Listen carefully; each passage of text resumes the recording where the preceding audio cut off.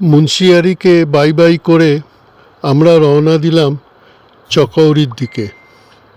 চকৌরি না বললে ভুল হবে, চৌকরি। রাস্তায় কালীমুনি টপে একটা কালী মন্দির দেখলাম। এই চৌকরি যাওয়ার পথে আমরা বীরথি কেএমভিএল লজের সামনে দাঁড়ালাম। বীরথি কেএমভিএল লজটা খুব ভালো। এখানে আমরা বীরথি ফলস দেখবার জন্য একটু ছোটোখাটো ট্রেকিং করব বলে খাবারের অর্ডার দিয়ে গেলাম। ফেরার সময় আমরা এসে যাতে লাঞ্চটা পাই। এই সবাই আমরা সিঁড়ি ভেঙে উঠছি।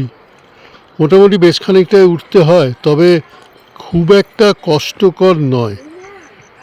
আমরা বয়স্ক লোকেরাই হেঁটে গেছি, ওদের ঘোড়ায় করে সব মালপত্র নিয়ে আসে ওপর থেকে। এই বীরথি ফলসের কাছে চলে এসছি। বিশাল উপর থেকে পড়ছে।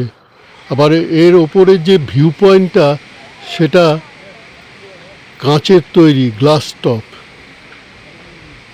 খুব সুন্দর দেখতে লাগে।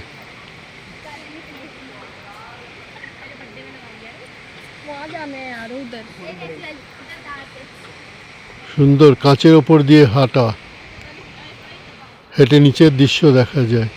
এটা বীরথি ফলসের পারিপার্শ্বিক দৃশ্য, পাহাড়ি উপত্যকা।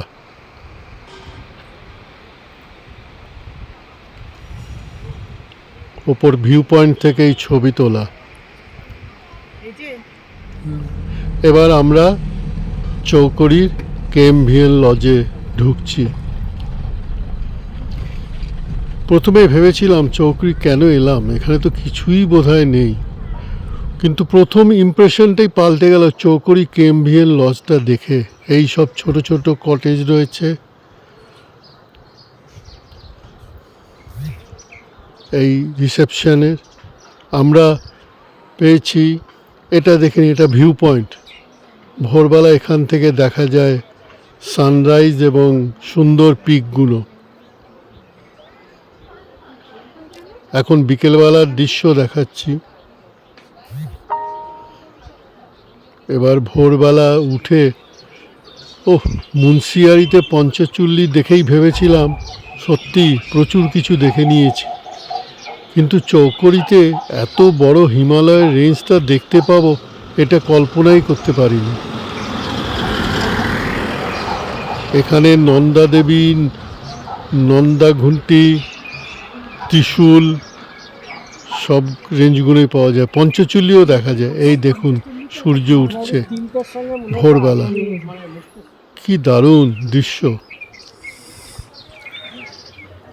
সত্যি চৌকরি পয়সা একদম উঠে গেল এই রেঞ্জটা।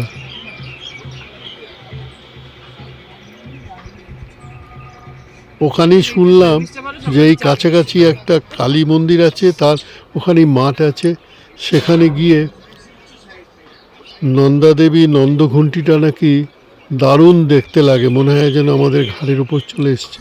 এই যে সেইখানে পৌঁছে এই রেঞ্জটা। মোবাইলের ক্যামেরায় কতটা দেখাতে পারছি জানি না, কিন্তু সত্যি চোখে, সাদা চোখে দেখাটা এ দৃশ্য ভোলা যায় না। এখন মনে হচ্ছে চৌকরিতে আরও একদিন থাকলে বোধহয় ভালো হতো, কিন্তু আজকেই আমাদের চৌকরিকে টাটা বাই বাই করব।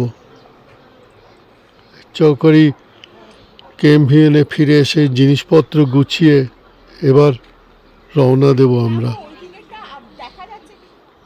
এই যে থ্যাংক ইউ ফর ভিজিটিং চৌকরি।